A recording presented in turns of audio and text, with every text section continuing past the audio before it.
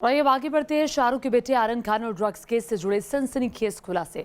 आर्यन खान समेत बाकी आरोपियों से पूछताछ के तीसरे दिन आर्यन ने कबूल किया कि वो ड्रग्स लेते हैं और ये सिलसिला लंबे वक्त से चला आ रहा है।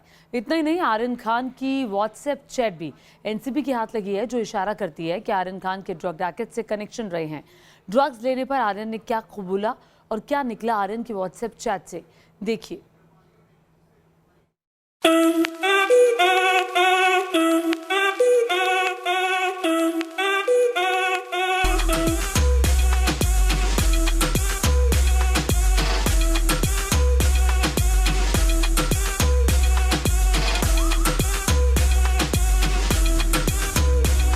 4 साल से ड्रग्स लेने का कबूलनामा, बड़ी मात्रा में ड्रग्स खरीदने के प्लान का शक, डार्क वेब के जरिए नशे की खेप का पेमेंट। ये थे वो 3 सनसनीखेज खुलासे जो आर्यन खान ड्रग्स केस में एनसीबी की जांच से सामने आए।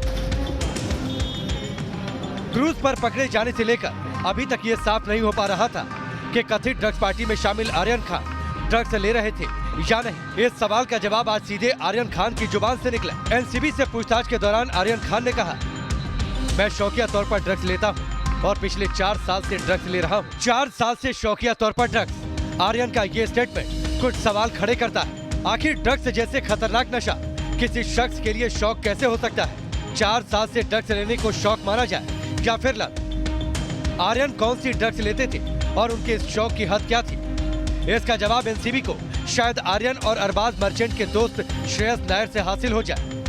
श्रेयस नायर नाम का एक ड्रग पेडलर बताया जाता है। उसको आर्यन खान के आमने सामने बिठाकर पूछताछ करने की कार्रवाई जो है इस समय एनसीबी के इस दफ्तर में हो रही है। तो जैसे जैसे जांच का दायरा बढ़ रहा है, नई नई जानकारियां एनसीबी के हाथ लग रही हैं और उसमें सबसे अहम जानकारी अब ये लगी है कि श्रेयस नायर नाम का ही वो ड्रग पेडलर था जिसने आर्यन खान वाली पार्टी में ड्रग सप्लाई किया था। और अब श्रेयस नायर को आर्यन खान के आमने सामने बिठाकर पूछताछ चल रही है। इस मामले में 1400 पन्नों की सीडीआर मतलब कॉल डेटा रिकॉर्ड भी एनसीबी के हाथ लगा है, ताकि ये पता चल सके कि इस मामले में गिरफ्तार आरोपी बीते कुछ महीनों में किन लोगों के संपर्क में थे और वो किस किस्म से ड्रग्स ऑर्डर किया करते थे। सिर्फ शौकिया तौर पर ड्रग्स लेने के साथ ही साथ आर्यन खान और ड्रग रैकेट को लेकर एक और बड़ा खुलासा एनसीबी के सूत्रों से हुआ। एनसीबी ने जब आर्यन के मोबाइल की जांच की तो कुछ व्हाट्सएप चैट मिले। आर्यन के व्हाट्सएप चैट से पैसे के लेन देन की कुछ जानकारियां मिली हैं, जो कोड वर्ड के जरिए की गई हैं। व्हाट्सएप चैट से कुछ तस्वीरें भी मिली हैं, जिनको लेकर एनसीबी को शक है कि आर्यन बड़ी मात्रा में ड्रग्स खरीदना चाहते थे और शायद आर्यन इन ड्रग्स को कुछ दूसरे लोगों तक पहुंचाना भी चाहते थे। तो क्या वाकई आर्यन के सर्किल में ऐसे लोग थे जो ड्रग्स लेते थे? क्या आर्यन इन लोगों तक ड्रग्स पहुंचाते थे या फिर पहुंचाना चाहते थे? इन सवालों से पर्दा उठाने के लिए एनसीबी क्रूज से पकड़े गए दूसरे लोगों से भी पूछताछ कर रही है।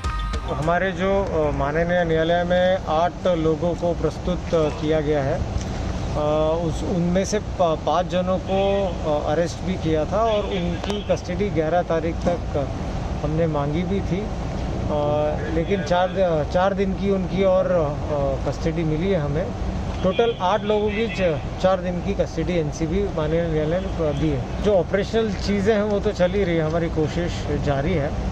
इसके अलावा भी बाकी के कुछ सस्पेक्ट्स हैं जो शिप में भी है, उन्हें भी वी आर इन्वेस्टिगेटिंग। सर, अब तक कितने लोगों से पूछताछ हो पाई है? क्या वो सब शेयर नहीं कर। आर्यन खान ने क्रूज पर ड्रग्स लिए या नहीं, इसका सच एनसीबी की जांच से सामने आ जाएगा।